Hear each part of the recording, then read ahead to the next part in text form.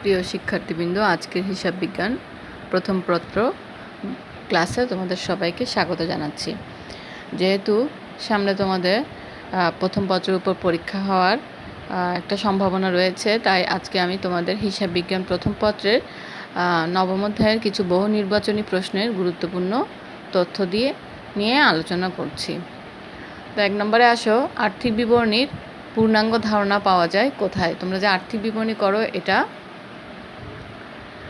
কোন international accounting standard অনুসারে follow করো? এটা হচ্ছে IAS 1, international accounting standard number হচ্ছে 1। হ্যাঁ, তারপর 2 নম্বর হচ্ছে আর্থিক বিবরণী প্রস্তুতের মুখ্য উদ্দেশ্য কী? আর্থিক ফলাফল নির্ণয় ও আর্থিক অবস্থা প্রদর্শন। 3, হিসাব চক্রের 10টি ধাপের সবচেয়ে গুরুত্বপূর্ণ ধাপ কোনটি? আর্থিক বিবরণী। কারণ আর্থিক বিবরণী তৈরি করা না গেলে আর্থিক ফলাফল নির্ণয়, আর্থিক অবস্থা যাচাই করা যায় না। আর্থিক বিবরণী প্রস্তুতের প্রথম ধাপ কোনটি? বিশদায় বিবরণী। তোমরা সবাই জানো, আর্থিক বিবরণী প্রস্তুত করতে গেলে প্রথমে আমরা বিশদায় বিবরণী তৈরি করি এবং সবার শেষে আমরা আর্থিক অবস্থা বিবরণী তৈরি করি। 5, পণ্য উৎপাদনকারী প্রতিষ্ঠান বিশদায় বিবরণীর পূর্বে তৈরি করে কোনটি? বিক্রিত পণ্যের ব্যয় বিবরণী। কারণ পণ্য উৎপাদনকারী প্রতিষ্ঠান বিশদায় বিবরণী তৈরির পূর্বেই ওদের বিক্রিত পণ্যের ব্যয় যে বিবরণী সেটি তৈরি করতে হয়। 6, বিশদায় বিবরণী প্রধানত কয় প্রকার? 2 প্রকার। 7, বিশদায় বিবরণী প্রস্তুত করা হয় কী অনুসারে? হিসাবকাল ও বকেয়া ধারণা অনুসারে। 8, যাবতীয় প্রত্যক্ষ খরচের সমষ্টিকে কী বলা হয়? বিক্রিত পণ্যের ব্যয়।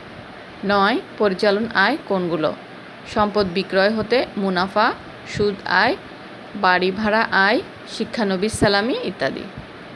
10, বহুধাপ আয় বিবরণী সংরক্ষণ করে কোন ধরনের প্রতিষ্ঠান?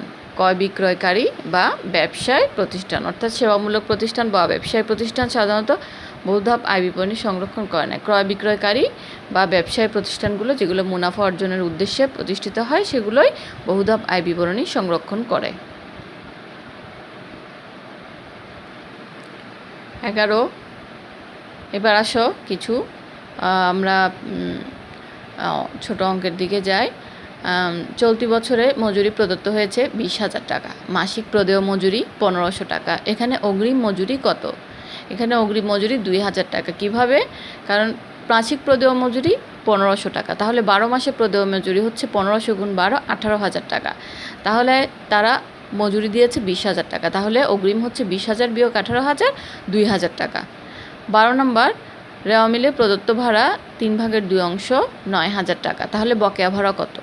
তো এরকম যদি দেয়া থাকে তাহলে তোমরা 2 অংশ হচ্ছে 9,000 টাকা, তাহলে 2 অংশ যদি 9,000 টাকা হয়ে থাকে তাহলে 9,000 আর 1 অংশ বাকি আছে। হ্যাঁ, 3/2 অংশ প্রদত্ত ভাড়া, তাহলে 3/1 অংশ বাকি। তাহলে 1 অংশ আমরা কীভাবে বের করব? যদি 9,000কে যে 2 দিয়ে ভাগ করি তাহলে 1 অংশের দাম বের হবে। তাহলে বকেয়া ভাড়া হচ্ছে 4,500 টাকা। বেতন 120%, 1,20,000 টাকা হলে অগ্রিম বেতন কত?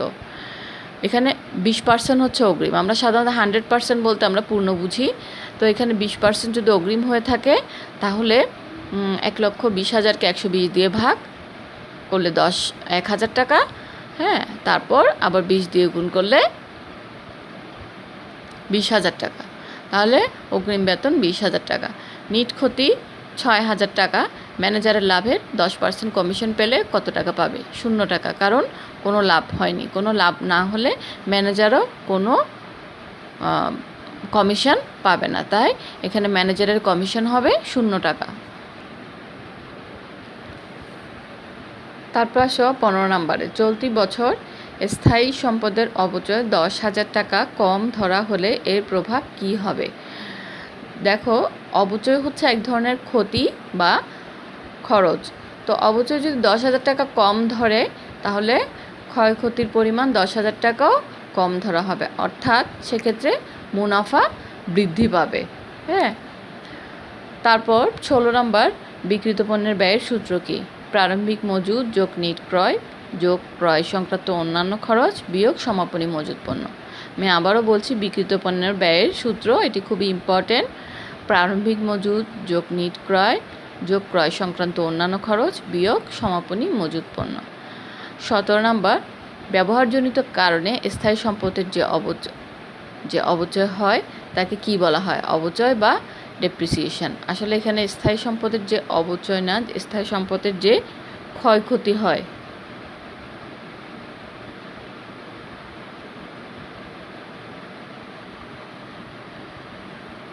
ক্ষয়ক্ষতি বা মূল্য হ্রাস হয় তাকে বলা হয় অবচয় বা ডেপ্রিসিয়েশন। 18, পণ্য বিক্রয় কী ধরনের আয়? পণ্য বিক্রয় হচ্ছে প্রত্যক্ষ পরিচালন আয়। 19 নম্বর, নিট মুনাফা নির্ণয়ের সূত্র কোনটি? পরিচালন মুনাফা যোগ নিট অপরিচালন আয়। 20 নম্বর, অনাদায়ী পাওনা সঞ্চিতি কোন ব্যয়ের অন্তর্ভুক্ত হবে? পরিচালন ব্যয়।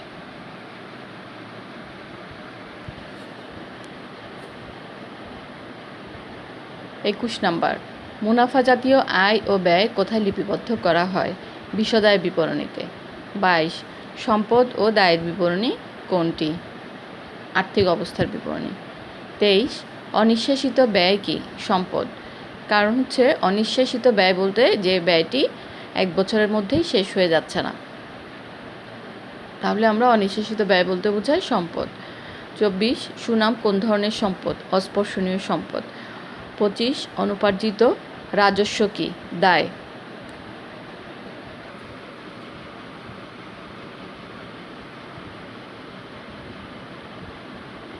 26, অলিক সম্পদ কোনটি? শেয়ার অবহার বা শেয়ার বাট্টা বা শেয়ার ডিসকাউন্ট। 27, আর্থিক বিবরণী প্রাপ্য হিসাব দেখানো হয় কিভাবে?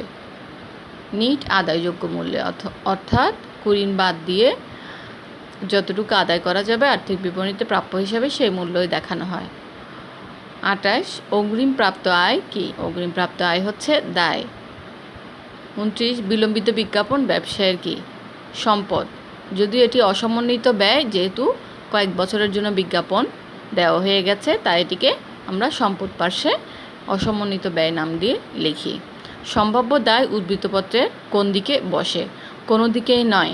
এটি যদি থাকে ইনার কলামে দেওয়া যেতে পারে, তবে হিসাবে টাকার কলামে কোনো দিকেই বসবে না, কারণ সম্ভাব্য দায় সেটি এখনও কনফার্ম করা হয়নি, মানে নির্ধারণ করা হয়নি যে এটা আসলে দায় কি না।